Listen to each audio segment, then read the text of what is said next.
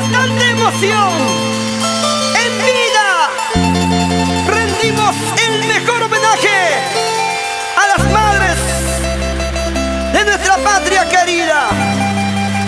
Dani Producciones y la voz, belleza y encanto de Violeta Mebus.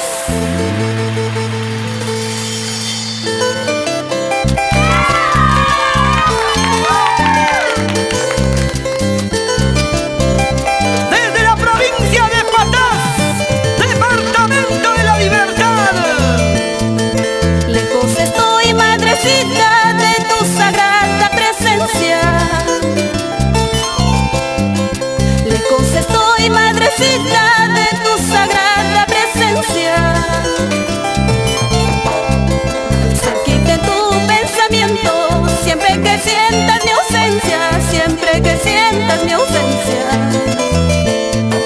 Cerquita en tu pensamiento, siempre que sientas mi ausencia, siempre que sientas mi ausencia.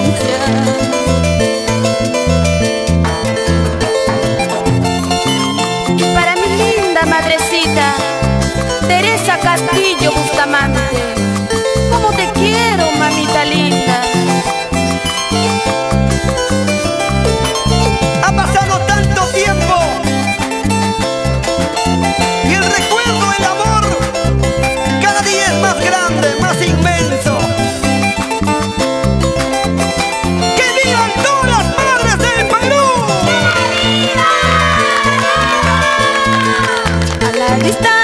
Te miro hilando mis añoranzas.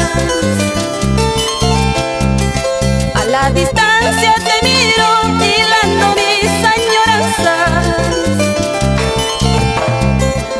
Viviendo tantos recuerdos que abrigan mis esperanzas, que